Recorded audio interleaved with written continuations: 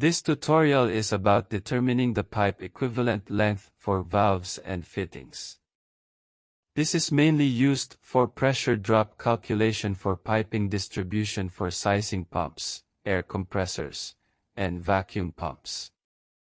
It is also used for other engineering analysis where piping distribution pressure drop is needed. This is most a bet.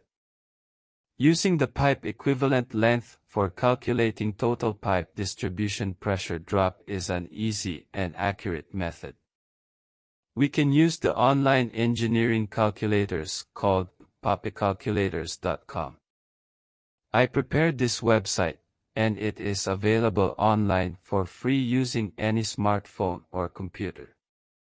Let's go to Google and search for pipecalculators.com.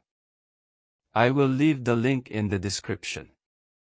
There are many useful engineering calculators on this page, easy to use and very handy. To determine the pipe equivalent length, the equivalent pipe length for valves and fittings calculator is used. Clicking on the link, the calculator opens. There are two separate calculators, one for valves and one for fittings. Two inputs are needed for each group: the size and the type.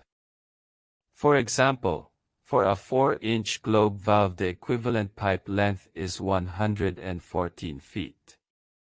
And for a 6-inch standard 90-degree elbow the equivalent length is 15 feet. This calculator, as I said, is very handy and can go on a smartphone to be available anywhere. Let me know if you have questions or comments. Thank you for watching this tutorial.